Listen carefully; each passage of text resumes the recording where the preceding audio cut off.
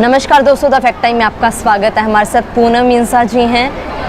इनके साथ सीधी बातचीत आपको दिखाते हैं। इनका क्या कहना है कि सेंट डॉक्टर गुरमीत राम रहीम सिंह जी इंसा का असली सच क्या है, क्या उनकी भूमिका रही है समाज के लिए, समाज हित के लिए, क्या है उनकी रियलिटी, जानते हैं इनसे बातचीत करके। नमस्कार मैम, आपका द फैक्ट टाइम में स्वागत है। मैम, आपको क्या लगता है असलियत में, रियल में क्या भूमिका रही है संत डॉक्टर गुरमीत राम रहीम सिंह जी इंसा की सोसाइटी के लिए, समाज के लिए? उनकी बहुत महत्वपूर्ण भूमिका रही है जी। फर्स्ट टाइम तो ये कि उन्होंने नशा, जब वो हमारे बीच थे, है तो आज भी हमारे बीच ही है, हमसे दूर नहीं है वो तो दुनिया के लिए हैं, लेकिन बट है तो हमारे अंदर ही हैं, हमारे साथ हैं। देखो, जब वो कर रहे थे काम तो नशे तक बंद होने शुरू हो गए थे।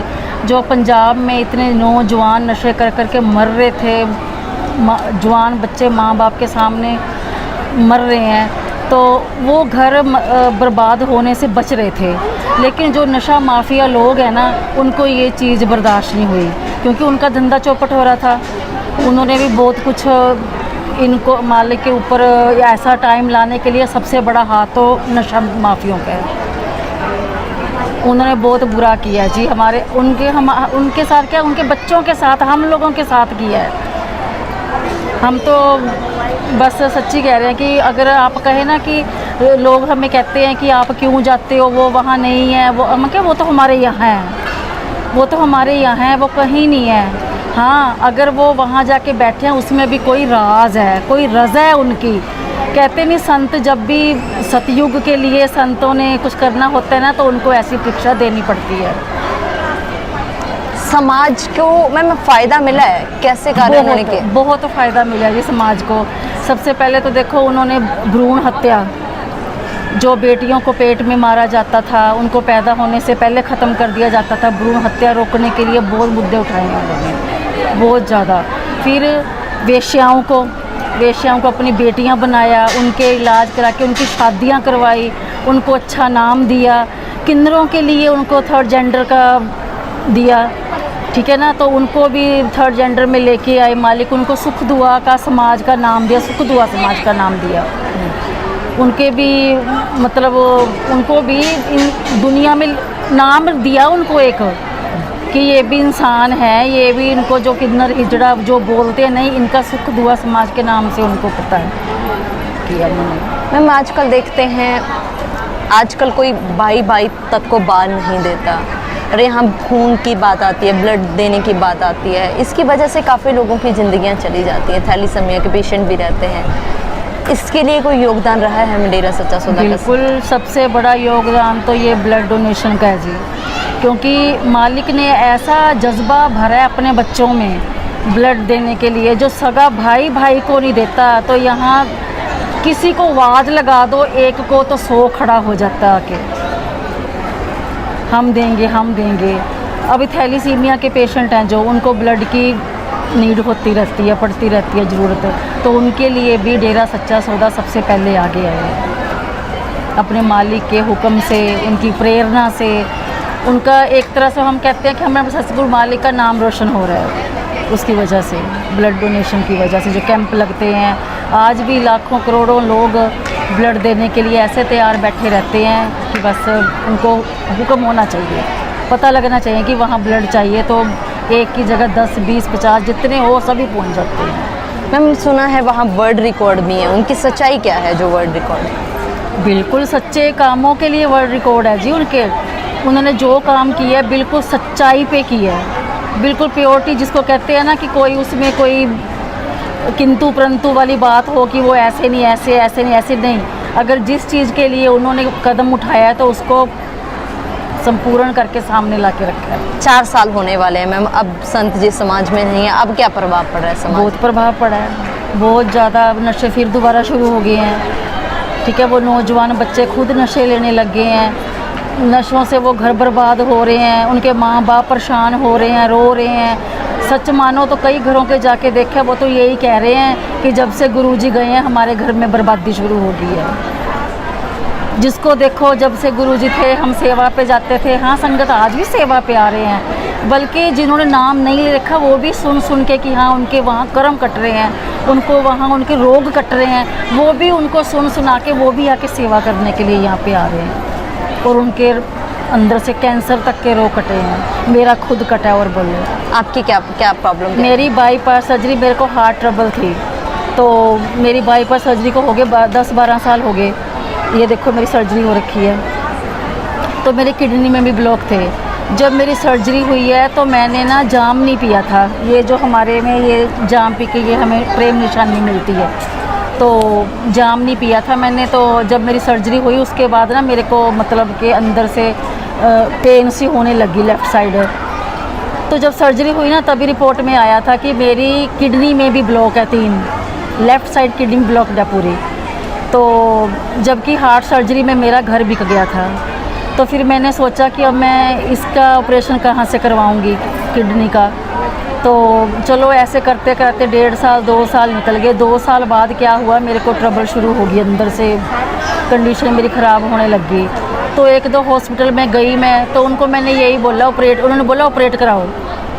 मैंने बोला भी ऑपरेट के लिए मेरे पास अभी गुंजाइश नहीं है। तो कहते नहीं, जब हम नामदान लेते हैं ना तो हमें कोई गाइड भी करता है कि आप नाम का सिमरन करो, क्योंकि मालिक के वचन है कि सिमरन करने से ही हमारे कैंसर जैसे रोग कट जाते हैं। तो मैं एक पटियाला हार्ट में, पटियाले की, वैसे मेरे पेरेंट्स पटियाले के हैं, मैं अम्बाला से शादी हुई है मेरी अम्बाला में। तो मैं पटियाला हार्ट हॉस्पिटल में डॉक्टर राजेश से मैं ट्रीटमेंट करवा रही थी। तो उनको मैंने बोला भी ऐसे करके मुझे प्रॉब्लम आ रही। उन्हें अल्ट्रासाउंड करवाया मेरा, कहता दीदी आपके ना मतलब कि लेफ़्ट साइड किडनी में नसें ब्लॉक हैं, भी आपको ऑपरेट कराना पड़ेगा जल्दी, नहीं तो किडनी रिमूव करानी पड़ेगी। तो मैंने सुन रखा था भी एक किडनी रिमूव हो तो दूसरी इफेक्ट हो जाती है। मैंने कहा नहीं, मैं कहा मेरे पास तो इतनी गुंजाइश ही नहीं है। तो उनके मुंह से क्या निकला, कहते वो डेरा सच्चा सौदा वाले हैं जो मतलब ऐसे लोगों की हेल्प करते हैं। बाकी दीदी आप वहाँ जाना चाहते हो, जबकि मैं खुद यहाँ से नामदान ले रखा था, मेरा दिमाग ही नहीं काम किया कि मैं यहाँ आऊँ। कर्म, वो तो हमारे कर्म चक्कर हैं जो कर्म भुगतना है हमने। तो कहते चलो दीदी हम ऐसे करते हैं, पीजीआई आपको रेफ़र कर देते हैं, तो आप वहाँ से जाओ, हम अपनी डॉक्टरों की फ़ीस वगैरह छुड़वा देंगे, जो मेडिसिन का ट्रीटमेंट होएगा वो खर्चा आएगा वो आपको पे करना पड़ेगा। मैंने कहा सॉरी राजेश भैया मेरे पास, तो मैं क्या चलो मैं देखती हूँ। उसके बाद मेरी मैरिज एनिवर्सरी आई, मेरे हस्बैंड बोले तुझे क्या चाहिए, मैंने कहा मुझे डेरे भेज दो। कहते क्यों, मैं कहा देखो 2000 का वो आएगा, मैं कहा इतना मुझे बसों किराया वगैरह दे दो, मैं वहाँ जाके ना मुझे मैं कहा जाम पी के आना है। मैं कहा मालिक के वचन होते हैं कि यहाँ पे जाम पी के भी कर्म से कैंसर जैसे कट जाते हैं, इतने काला पी लिया, एड्स तक रोग कटे हैं, तो मेरा ये क्या है, मेरा भी हो जाएगा। एक मतलब मालिक के प्रति दृढ़ विश्वास, उसी विश्वास से मैं आज भी यहाँ बैठी हूँ। आपका ऑपरेशन नहीं हुआ? हुआ, वो ऑपरेशन हुआ बट किडनी का नहीं हुआ। मैं जाम पी के गई, मैंने यहाँ से जाम पिया, वो जब याद है आपको भगदड़ सी मची थी यहाँ पे, तो ना मैंने जाम पिया। जाम पी के ना मुझे नहीं पता, मेरी सिस्टर मेरे साथ आई थी, मतलब जाम पी के वो ही मुझे बोली, कहती दीदी तू तो पता नहीं कौन सी दुनिया में खो गई थी बैठी बैठी।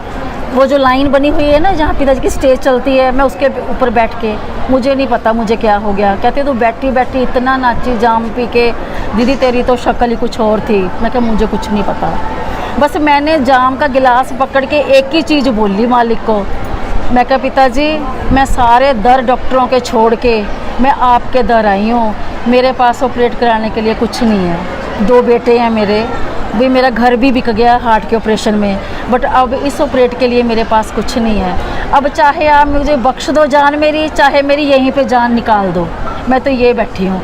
मैं रिपोर्टें सारी अपनी फाड़ के घर फेंक के आई थी, भी मैं तो दरबार जा रही हूँ। तो जाम पिया मैंने, जाम पी के ना मेरी भाभी भी साथ आई हुई थी मेरे, तो पार्किंग तक हम रात को 2 बजे पहुँचे यहाँ से निकल के। तो वहाँ ना मैंने उसको बोला भाभी को, मैं क्या अभी ना मुझे ना बाथरूम आ रहा है। तो वो कहती दीदी बाई फिर रहे हैं भी आप नहीं। मैं कहा नहीं मुझे मुझे पता नहीं अंदर से कुछ निकल रहा है मेरे, भी मुझे पता नहीं है, आप सच मानो मैम। मैं ना उसने बेचारी ने ना अपना दुपट्टा करके ना मुझे बिठाया, ओहो हो ऐसे अंदर से जैसे कोई मिर्चें घोट घोट के मेरा अंदर से कुछ निकाल रहा है, ऐसे मुझे, मैं बैठूं फिर खड़ी हो जाऊं, बैठूं फिर खड़ी हो जाऊं। कहती दीदी क्या हो रहा है? मैं क्या पता नहीं मेरे क्या निकल रहा है। आप सच करके मानना, वहीं यूरिन पास करते समय मेरे अंदर से मुझे नहीं पता क्या निकला। इसके बाद आपने टेस्ट करवाया? करवाया, बिल्कुल ठीक है। ठीक क्या, वो कहते है ही कुछ नहीं, मेरी किडनी इतनी मतलब हो गई थी अंदर से, क्रिटिकल कंडीशन उसकी, कि मेरे को यूरिन पास करते समय 17 रुपए की एक गोली लेनी पड़ती थी जिससे मुझे यूरिन पास होता था।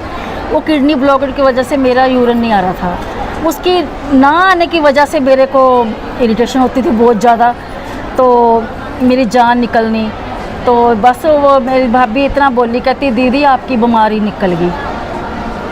तो जाके मैंने ना, हाँ फिर मैंने होगी यहाँ से, मैं काफ़ी मतलब कि ना मेरे को रिलीफ सा हुआ जब अंदर से मेरा मालक जाने क्या निकला। मैं मतलब वो एक तरह का मेरे को कैंसर का डाउट डाला था। वो कहते भी आपकी यूट्रस में जो मतलब किडनी की वेन्स है ना, वो आपस में गुंजल खा गई और वहाँ पे पीस बन गया है, मतलब कैंसर का नाम दे रहे थे वो जी। बट वो मेरा क्या कैंसर, मानते हो आप गुरुजी को, क्या मानते हो? रब, मेरे लिए तो रब है सच्ची। आप उस दुनिया को क्या बताओगे जिन्होंने मीडिया के द्वारा गुरुजी को देखा है?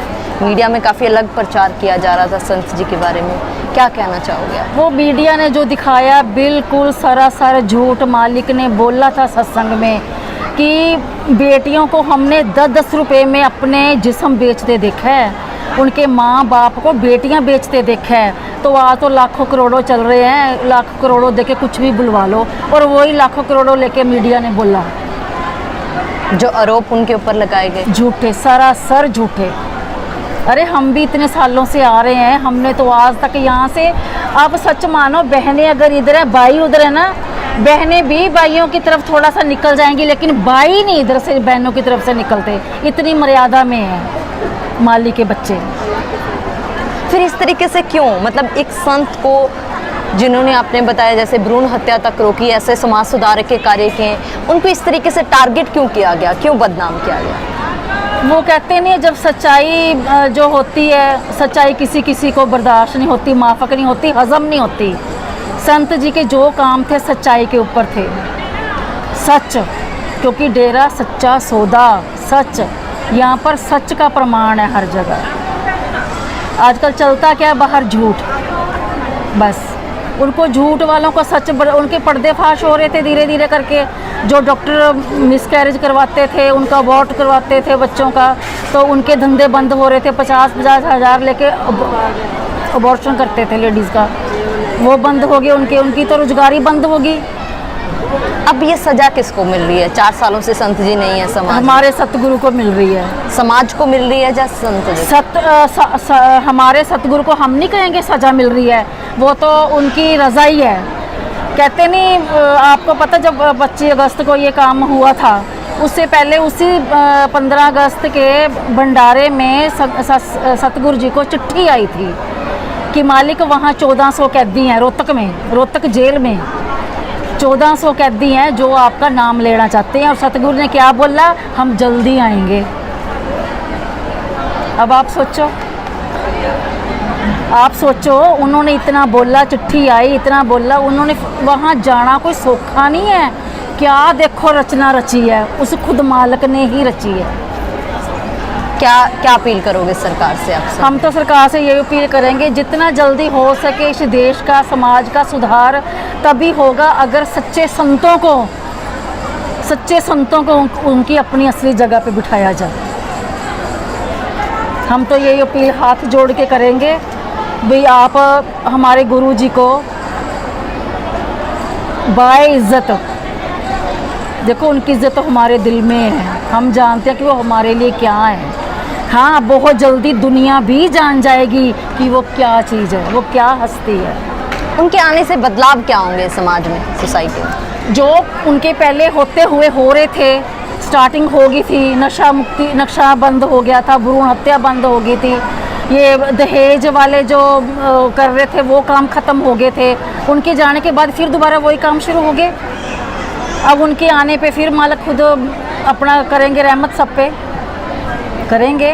वो तो वहाँ बैठे भी कर रहे हैं जी, कर रहे हैं उनकी रहमत से। हाँ बहुत बहुत जी। धन्यवाद दोस्तों, लगातार आपको मिलवा रहे हैं उन लोगों से जो बता रहे हैं कि समाज के लिए सेंट डॉक्टर गुरमीत राम रहीम सिंह जी इंसा का असली इफेक्ट क्या है, किस तरीके से उन्होंने वेश्या को बेटी बनाया, भ्रूण हत्या रोकी, करोड़ों लोगों को नशे से दूर किया। आज ये समाज उनके समाज में वापस आने की मांग कर रहा है। ये लोग ये भी बता रहे हैं किस तरीके से इनके कैंसर जैसे रोग पल में कट गए और आज ये उनको अपना भगवान, अपना रब मानते हैं और अपील कर रहे हैं कि जो भी उनको समाज से दूर किया गया है झूठे आरोपों में फंसाकर, समाज में वो वापस आने चाहिए। ये इन लोगों का कहना है जो लगातार आपके सामने अपने फैक्ट रख रहे हैं। आपकी क्या राय है इन फैक्ट्स के लिए जरूर डालिएगा कमेंट बॉक्स में। देखते रहिए द फैक्ट आई और सच का साथ दीजिए। इस चैनल को सब्सक्राइब कीजिए। बहुत बहुत